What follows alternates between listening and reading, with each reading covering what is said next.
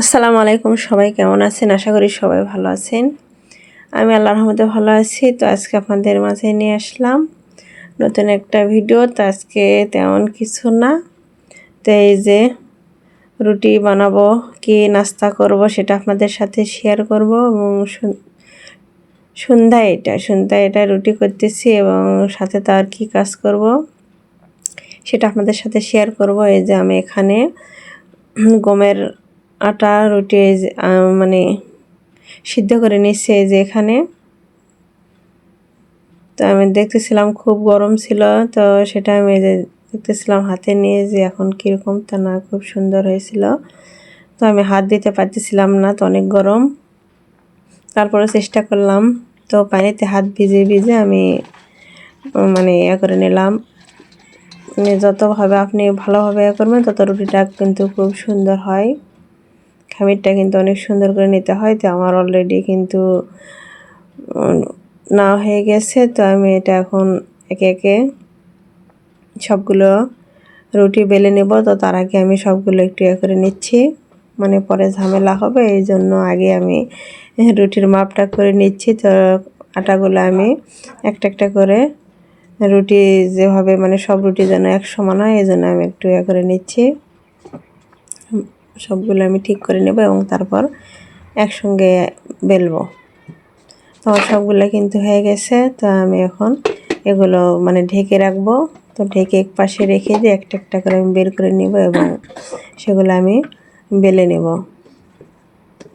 তো না ঢেকে রাখলে কি হয়, আর মানে এটা কিন্তু হয়ে যায়, শক্ত হয়ে যায়, তখন রুটিটা কি হয় ধারটা ফেটে যায়। এই জন্য ঢেকে রাখি যেন এটা ঠিকঠাকভাবে থাকে, এই জন্য। তো আমি এগুলো একটা একটা করে এখন বেলে নেব।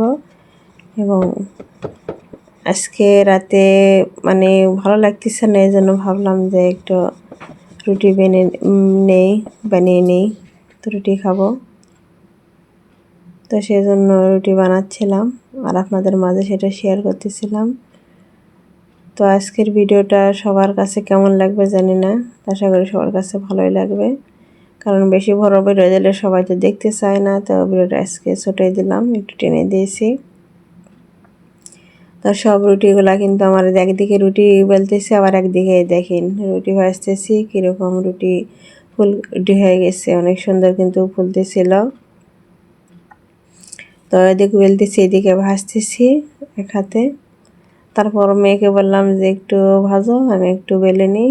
তো মা মেয়ে দুজন মিলে কিন্তু রুটি বেলা এবং ভাজা কাজটা কিন্তু সারিয়ে নিলাম।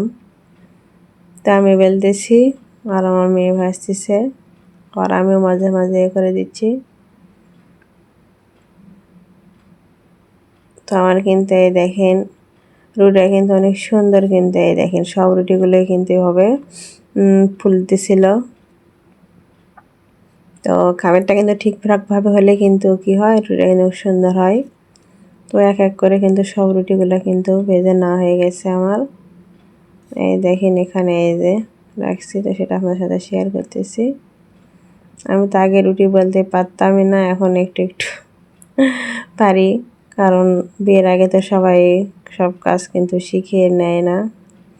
তো বিয়ের পরে কিন্তু শেখা হয়। তো আমি রুটি কিন্তু আগে গোল করতে পারতাম না, এখন একটু বেলার পরে মানে আস্তে আস্তে শিখে গেছি। তো আমার রুটিগুলো কিন্তু সব ভাজা হয়ে গেছে। তো সেগুলো কিন্তু আমি একটু মানে একটু রাখছিলাম যে একটু ঠান্ডা হয়ে গেলে মানে রেখে দেব, কারণ একসঙ্গে তো এতগুলো খাওয়া যাবে না, এই জন্য একটু সবগুলো একটু বিছিয়ে রাখছিলাম। আর এই যে এখানে দেখেন এগুলো কতগুলো, মানে যে কোনো কিছু করবেন, রান্না করবেন, যা করবেন, এগুলো কিন্তু অনেক কিন্তু হাঁড়ি পাতিল বের হয়ে যায়, এগুলো কিন্তু মেজে নিতে হবে। তো আমার রুটিওয়ালাগুলো সব হয়ে গেছে। তো ভাবতেছিলাম মেজে নেব পরে, তো আগে পেটটা ঠান্ডা করি। তো এই যে আমি ফুলকপির তরকারি ছিল, তো সেটা দিয়ে কিন্তু রাতে ভাত খাওয়া না, এই জন্য আগে গরম গরম রুটি কিন্তু আমি এই যে খেয়ে নিচ্ছি। তো খাওয়ার পরে কিন্তু এগুলো কিন্তু আমি কাজ করবো, এই জন্য মনে করতেছি দেখি কীরকম লাগবে। তো আগে খেয়ে নিচ্ছি। তো আমার চ্যানেল এখনও যারা সাবস্ক্রাইব করেননি, তো আশা করি ভিডিওটা আজকে দেখে যাদের ভালো লাগবে। তো আমার পরিবারে যুক্ত হয়ে কিন্তু পাশে থাকবেন, আমিও তার পরিবারে চলে যাব। ভিডিওটা কেউ কিন্তু টেনে টেনে দেখবেন না, আশা করি। আমি কারো ভিডিও কখনো টেনে দেখি না। তাই দেখেন অলরেডি কিন্তু আমার যেগুলো মানে থালা বাসন বাইরে হয়েছিল, তো সেগুলো কিন্তু আমি মেজে পরিষ্কার করে নিয়েছি। এই যে এখানে দেখেন সব কিছু পরিষ্কার করে নিয়েছি। তো নেওয়ার পরে দেখেন আমি কি কাজ করতেছি। তো বসে বসে এই যে চিংড়ি মাছগুলো আমি মানে কিছু করছিলাম না, শুধু বাজার থেকে এনে ধুয়ে পরিষ্কার করে আমি কিন্তু হলুদ দিয়ে যে জাল করে রাখছিলাম, তো সেগুলো বসে বসে কী করতেছিলাম, এই যে এগুলো ছাড়াচ্ছিলাম। তো চিংড়ি মাছের যে শিং থাকে সেটা কিন্তু এই যে আমি ছাড়িয়ে নিচ্ছিলাম। তো এই যে এখানে দেখেন একটা পটে আমি রেখে দিয়েছিলাম। এই যে এগুলো কিন্তু চিংড়ি মাছের দাড়ি বলি আমরা, তো সেগুলো আলাদা করে নিচ্ছি।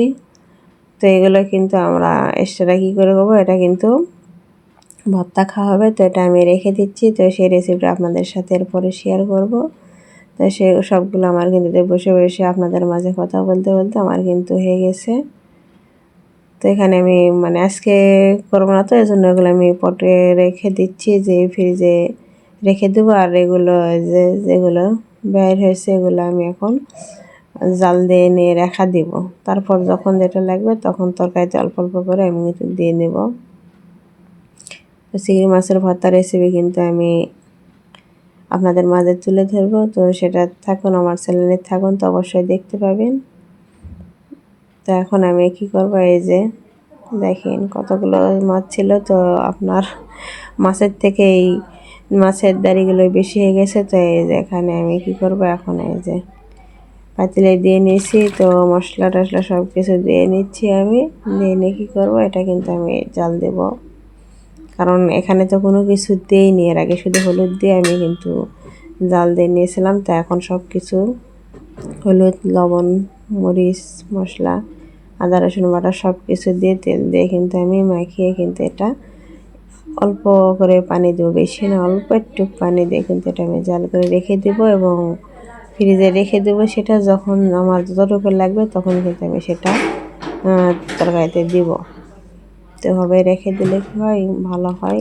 আর এমনিতে রাখলে কিন্তু ভালো লাগে না। তো এই যে আমি সব কিছু দেওয়া নেওয়া হয়ে গেছে, আমি এখন সুন্দর করে এটা মাখিয়ে নেব।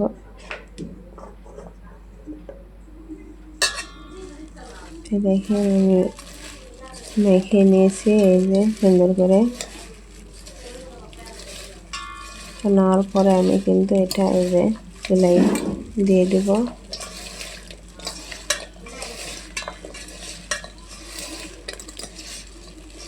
তো কী বলবো, ভিডিও পরে ভয়েস দিতে ভালো লাগে না, মানে ভিডিও করতে তখন কথা বললে ভালো হয়। তো আজকে ভয়েস দিতেছি, আমার গলাটা একটু সমস্যা, তো ঠান্ডা চলে আসছে, জানি না কথাটা কেমন হচ্ছে। তো একটু আস্তে কথা বলতেছি এজন্য।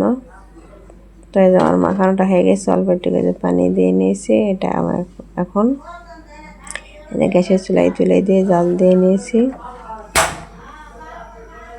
চুলাটা অন করে দিয়েছি আমি, বেশিক্ষণ লাগবে না, অল্প সময়ের মধ্যে কিন্তু হয়ে যাবে। তো আজকের মতন ভিডিওটা এখানেই শেষ। আল্লাহ হাফেজ, ভালো থাকবেন। আসসালামু আলাইকুম।